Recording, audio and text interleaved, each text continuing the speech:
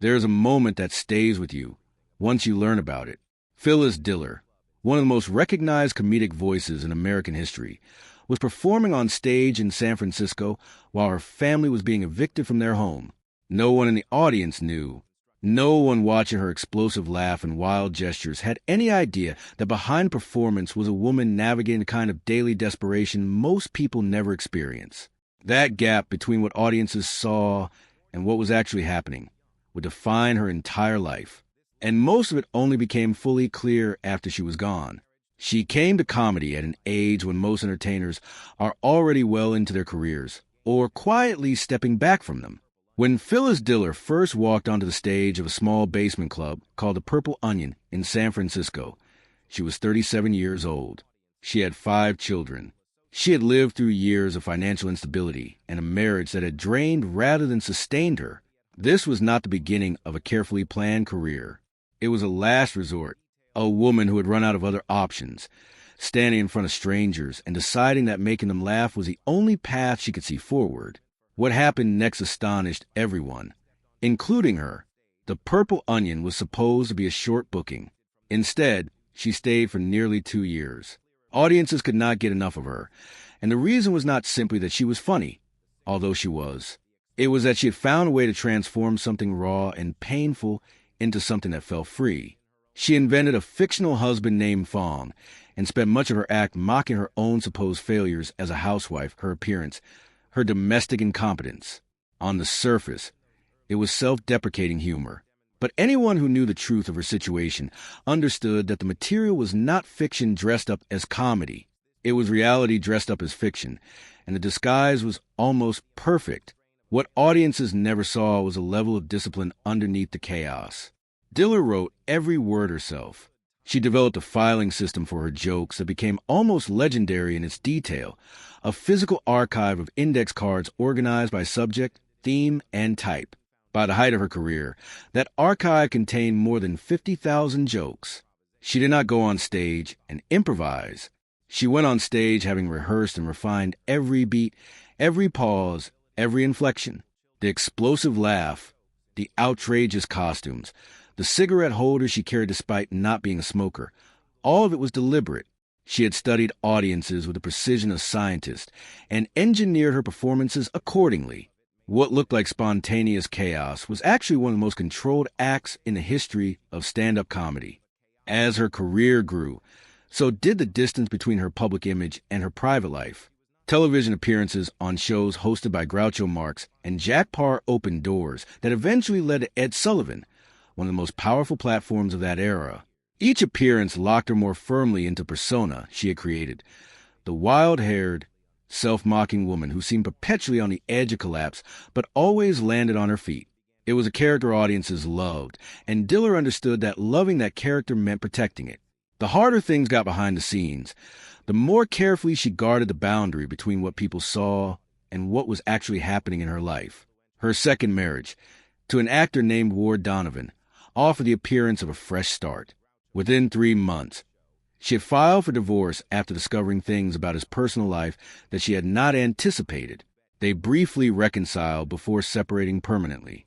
This pattern of seeking something stable and finding instability instead repeated itself more than once across her life, but none of it made its way into the public narrative.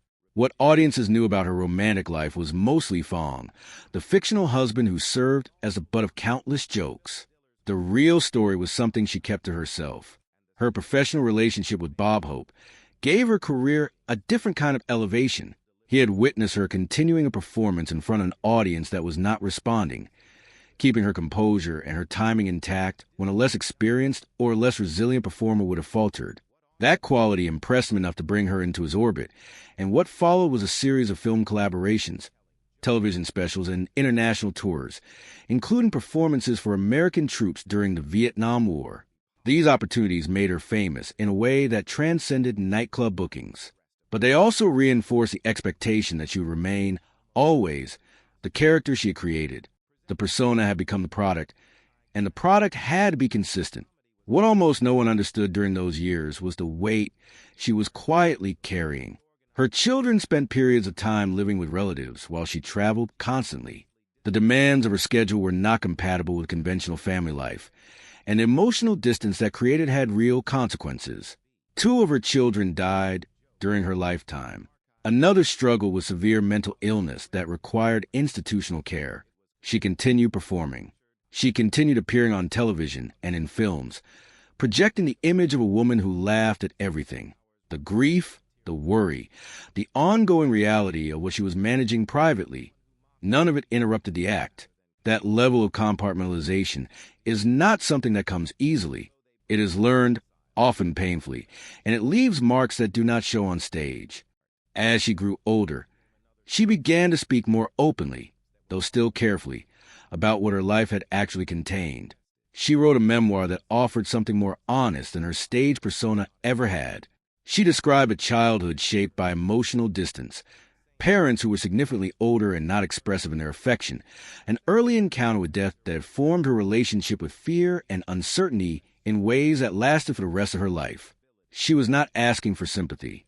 She was explaining something, offering the fragments of a private history as context for the choices she had made and the humor she had built from them. The comedy, she made clear, had never been separate from the pain. It had always been the thing she made from it. One of the most striking revelations she shared in her later years was about a man named Robert P. Hastings. They never married, but they were together for more than a decade, and when he died of a stroke, she described him as the love of her life. That statement landed with particular force for people who had spent years listening to her perform as though romantic relationships were nothing more than material for jokes. The fictional Fong had always been the public version of her private life, and now, late in her life, she was acknowledging that behind the joke was something she had valued and lost. Her decision to speak publicly about plastic surgery was also, in its way, a form of disclosure. At a time when cosmetic procedures were treated as shameful secrets, she openly acknowledged having undergone more than a dozen of them. She did not frame it as a confession. She incorporated it into her humor and her public image, the same way she had always taken something potentially embarrassing and transformed it into a choice. It was another example of a pattern that ran through everything she did.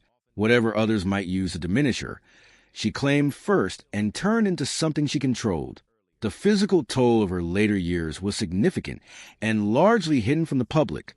She experienced serious cardiac events and suffered a period of temporary paralysis as a complication from medication, requiring extensive physical therapy to recover basic movement. These were not things she announced. When she finally stepped away from stand-up comedy in 2002, performing her last show in Las Vegas, the official explanation was fatigue and the demands of the craft.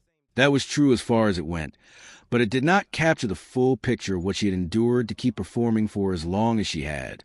She was 90 years old when she appeared on Tonight Show in 2007, and her timing was still intact. That appearance told you everything and nothing simultaneously, because it showed you the surface of something extraordinary without explaining what had produced it. What produced it was decades of discipline, loss, transformation, and refusal. Refusal to conform to what the industry expected from women. Refusal to let her private experiences become visible before she was ready to show them. Refusal to stop. When she died at 95, quietly in her home in Brentwood, reportedly with a smile on her face, the tributes that followed focused on her legacy as a pioneer. They emphasized what she had opened up for the women who came after her, comedians like Joan Rivers and Roseanne Barr, who had built careers in spaces that Diller had helped make possible simply by refusing to leave them. The tributes were accurate as far as they went. But what emerged more slowly in the years after her death was a clearer picture of what it had actually cost to do what she did. The archive of more than 50,000 jokes, later preserved at the Smithsonian, made the invisible work visible for the first time. Here was the evidence of what discipline looked like, not inspiration or natural gift, but methodical, sustained, daily labor over decades. What audiences had experienced as laughter was, at its foundation, something much more complex. It was a woman taking the conditions of her life, poverty and instability and grief and disappointment, and the constant pressure of performing in spaces that had never been designed for her, and finding a way to make those conditions into something other people could receive as joy. The joke about Fong was never really about Fong. The joke about her appearance was never really about her appearance. They were about survival, translated into a form that audiences could laugh at without fully understanding what they were laughing about. That gap, the distance between what people saw and what she was actually doing, was not accidental. It was the whole point. And it took her death of the world to finally begin to close it.